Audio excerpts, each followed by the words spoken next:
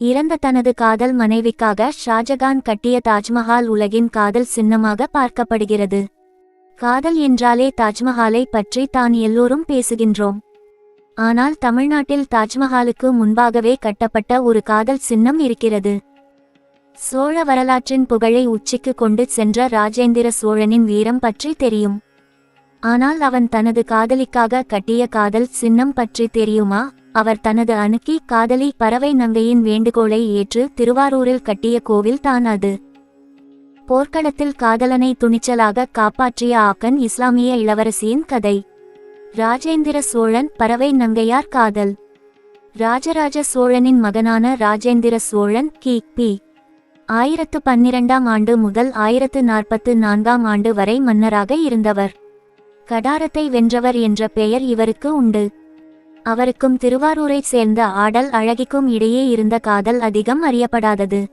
அக்காலத்தில் சோழ நாட்டில் புகழ்மிக்க வணிகன் கோவலனும் நாட்டிய பெண்மணி ஆடல் அழகியான மாதவிக்கும் இடையே உள்ளே காதல் பற்றி விவரிக்கின்றது சிலப்பதிகாரம். இந்த காதலை பற்றி இலக்கிய பேச்சாளர்களால் மேற்கோளிட்டு பேசாமல் இருக்க முடியாது என்ற போதிலும் இலக்கியத்தில் கூறப்படும் இந்த காதலர்கள் உண்மையில் வாழ்ந்தார்களா என்பது யாருக்கும் தெரியாது.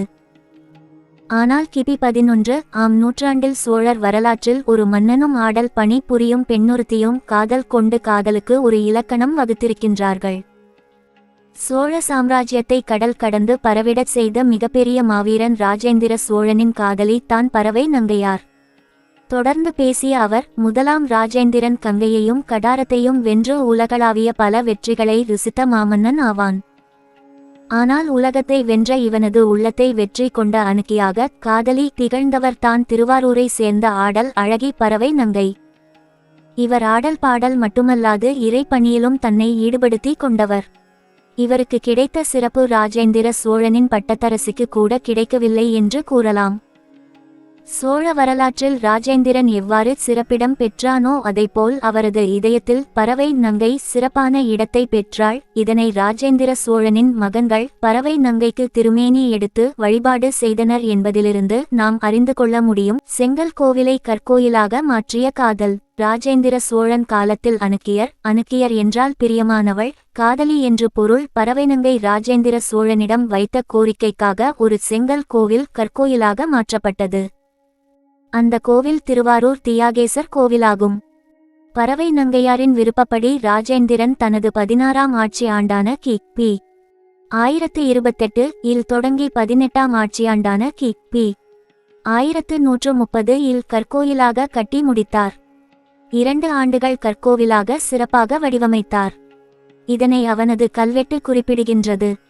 கற்கோயிலாக அமைத்ததுடன் மட்டுமல்லாது அந்த கோவிலின் வெளிப்புறம் தொடங்கி கலச பகுதி வரையில் வாயில் உட்புறம் முழுவதும் பொன்வேய்ந்தான்.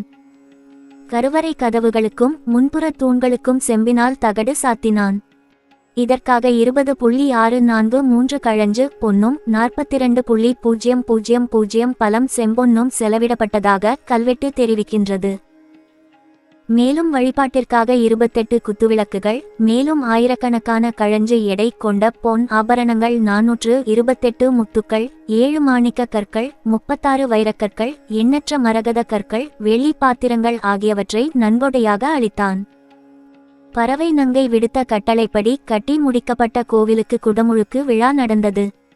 அப்போது சோழ மன்னன் ராஜேந்திரன் தன் அருகில் அவளை வீற்றிருக்கச் செய்து தேரில் பவனி வந்தான். இவர்கள் இருவரும் இறைவனை தரிசித்த இடத்தில் ஒரு குத்துவிளக்கு ஒன்றை நினைவாக ஏற்றினாள். இதனை இவனது கல்வெட்டு உடையார் ஸ்ரீ ராஜேந்திர சோழ தேவரும் அணுக்கியர் பறவை நங்கையாரும் நிற்குமிடத் தெரியும் குத்து விளக்கொன்றும் என்று குறிப்பிடுகிறது என்றார் பேராசிரியர் ரமேஷ். மேலும் அவர் கூறுகையில், திருவாரூர் கோவிலில் ராஜேந்திர சோழனுடன் பறவை நங்கைக்கு கல் சிற்பம் எடுக்கப்பட்டு தினசரி பூஜை செய்வதற்கு ராஜாதிராஜன் நிலங்களை அளித்தான் என்பதை திருவாரூர் கல்வெட்டு தெரிவிக்கின்றது. இன்றும் அங்கு சிற்பம் உள்ளது என்பது குறிப்பிடத்தக்கது. தலையில் கிரீட மகுடமும் இடையில் ஆடையும் கழுத்தில் பல அணிகலன்களும் பெற்று ராஜேந்திரன் நின்ற நிலையில் வணங்கியவாறு உள்ளான். அவர் அருகில் பறவை அழகிய கொண்டையுடனும் பல மடிப்புகளுடன் கூடிய ஆடை அணிய பெற்று வணங்கியவாறு உள்ளாள். இவையெல்லாம் ராஜேந்திர சோழன் தனது அணுக்கி காதலி பறவை நங்கை மீது கொண்ட அளவு கடந்த காதலை உறுதிப்படுத்துகின்றது. இவன் மட்டுமல்லாது இவனுக்கு பின் வந்த அவனது புதல்வர்களும் இவர்களது காதலை போற்றியிருக்கிறார்கள். தேவரடியார் பெண் ஒருத்தியிடம் சோழ பேரரசன் கொண்ட காதலால் திருவாரூர் கோவில் கற்கோயிலாக மாறியது என்பதை தெளிவாக கூறினார் அவர். காதலி பெயரில் அமைந்த ஊர். ராஜேந்திர சோழனுக்கு பறவை நங்கையர் மீது இருந்த அதீத காதலை வெளிப்படுத்தும் விதமாக விழுப்புரத்திற்கு அருகில் உள்ள கிராமம் ஒன்றிற்கு பறவைபுரம் என்று பெயரிட்டுள்ளார். தற்பொழுது அது பனையபுரம் என்று அழைக்கப்படுகிறது. இந்த ஊர் இராஜ ராஜ வள நாட்டில் பனையூர் நாட்டு பொறையூர் நாட்டு தனியூர் பறவைபுரம் என்றும் கங்கை கொண்ட சோழ வளநாட்டு பறவைபுரம் என்றும் கல்வெட்டுகள் தெரிவிக்கின்றன. இக்கோவில் இறைவன் பறவை ஈஸ்வரன் உடையார் என்று குறிக்கப்படுகின்றார். உறவை மதித்த தலைமுறையினர். ராஜேந்திரனின் மகனான ராஜாதிராஜன் பறவை நங்கைக்கும் தன் தந்தைக்கும் தகுந்த மரியாதைகளை அவர்கள் இறந்த பின்பும் செய்தான். அவர்களின் சிலைகளை திருவாரூர் ஆலயத்தில் செய்வித்தான்.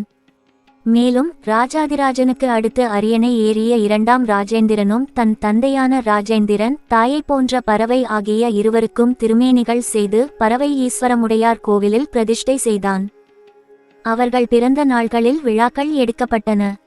அதற்கான நிபந்தங்களையும் அவன் அளித்தான். அதன்பின் வந்த வீர ராஜேந்திர சோழனும் இதே போன்று பறவையின் பெயரில் பல நிபந்தங்களை செய்தான். மகன்களை விடுங்கள், பின்னாளில் வந்த அதிராஜேந்திரனும் முதல் குலோத்துங்க சோழனும் கூட பறவைபுரம் ஈசன் ஆலயத்திற்கு பல நிபந்தங்கள் அளித்து பறவைக்கு பெருமை சேர்த்தனர். உண்மையான உறவினை வெளிப்படுத்தும் காதல் அந்த காலத்திலும் மதித்து போற்றப்பட்டுள்ளதற்கு இது மிகச்சிறந்த உதாரணமாகும் என்று வரலாற்றுத்துறை தலைவர் கலைச்செல்வன் கூறினார். அதேபோல் மதுரை திண்டுக்கல் செல்லும் சாலையில் பறவை நங்கைநல்லூர் என்ற ஊரும் இருந்தது. இவர் பெயரால் அழைக்கப்பட்டது. இன்று அது பறவை என்று அழைக்கப்படுகிறது. அதனை உறுதிப்படுத்தும் வகையில் பறவை பாசன ஏரியில் பறவை நங்கைநல்லூர் என்ற பெயரை தெரிவிக்கும் பழமையான கல்வெட்டுகளும் உள்ளன. முதலாம் ராஜேந்திரனின் அணுக்கியான பறவை நங்கையினை பற்றி சிதம்பரம், திருவாரூர், பனையபுரம் போன்ற இடங்களில் கல்வெட்டுக்கள் உள்ளன. ராஜேந்திரன் பறவை நங்கை உறவினை அவரது புதல்வர்களும் மதித்தார்கள். தந்தையின் காதலை மதித்த புதல்வர். முதலாம் ராஜேந்திர சோழன் பறவை நங்கையின் இறப்புக்கு பின்னர் இருவருக்கும் படிமம் எடுக்கப்பட்டு வழிபாட்டிற்கும் நிலம் கொடையாக வழங்கப்பட்ட செய்தியினை திருவாரூரில் உள்ள முதலாம் ராஜாதி ராஜனின் 24ஆம் ஆட்சியாண்டு கல்வெட்டு, அதாவது கிபி 1042 விவரிக்கின்றது. இக்கல்வெட்டில் இந்த கோவில் அர்நெறியப்பறை வழிபாடு செய்யும் ஒருவருக்கு 50 கலம் நெல்லும் புடவைக்கு 15 கலம் நெல்லும் கொடை வழங்க மன்னர் உத்தரவிட்டுள்ளார். இந்த கல்வெட்டின் வாயிலாக இவர்கள் இறப்பிற்கு பின்னரும் சோழ அரசியலில் நிலை பெற்றிருந்த நன்மதிப்பினை நாம் அறிய முடிகிறது.